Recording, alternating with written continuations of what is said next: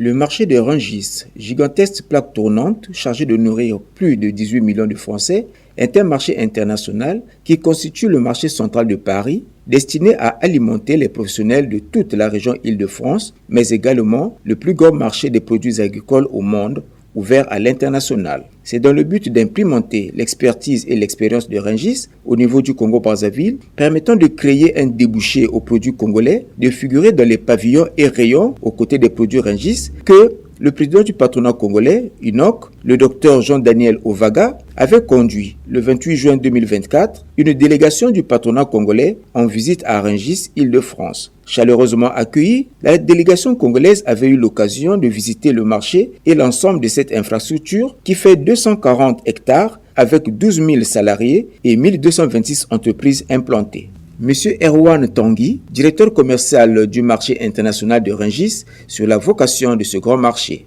Le marché de Rungis, c'est le marché le plus important au monde et a pour vocation d'alimenter 18 millions de Français tous les jours avec pour spécialité les produits frais. Nous avons échangé avec le président de notre coopération future à exporter et à échanger sur le fonctionnement de notre marché et donner l'opportunité au Congo d'aborder ces sujets avec méthode et organisation. Émerveillés par cette réalisation économique et commerciale, avec un réseau le plus puissant, quelques opérateurs économiques congolais n'ont pas été avares de mots pour qualifier positivement ce qu'ils ont trouvé comme opportunité à saisir, les avantages à faire du Congo aussi une plateforme commerciale attractive avec un partenariat gagnant-gagnant. C'est un plaisir d'avoir reçu l'Union patronale congolaise sur le marché de Rungis.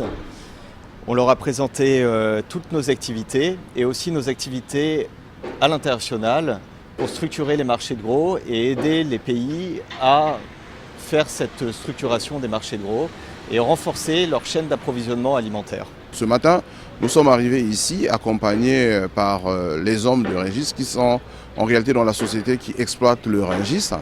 Nous avons donc défilé de bout en bout du Rungis, notamment dans les filières viande, volaille, dans les filières des produits agro-pastoraux, notamment les légumes, les fruits et dans les filières des fleurs. Et donc le constat, il n'est que bon parce que ils étaient partis sur le fondement d'un petit rêve à l'époque, c'était de faire en sorte que la région Île-de-France ne puisse pas manquer des vivres et des subsides pour sa grande population. Mais après, grâce à leur connexion, aujourd'hui, ils sont en train de totaliser près de 12 000, on va le dire ainsi, grossistes.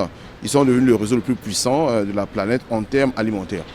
Tout ce que nous avons fait ici dans notre ardoise, il y avait aussi à négocier des éventuels partenariats et des conventions pour essayer de voir si on peut dupliquer le même marché, peut-être pas en termes de volumétrie au Congo-Brazzaville, puisque nous avons déjà un cadre qui est favorable à ça, notamment le fait qu'il y a une réforme en profondeur en matière juridique, mais également parce que nous avons déjà le MOL de Brazzaville.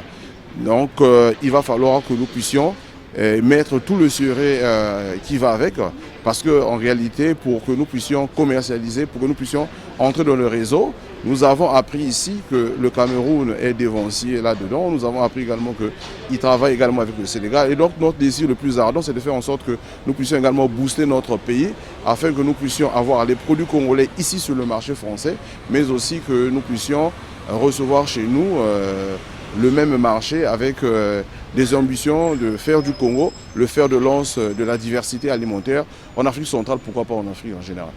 Là, nous avons appris déjà, par exemple, en matière de transport des produits, diverses formes, toutes les dispositions qu'il faut prendre pour permettre des échanges commerciaux entre les pays.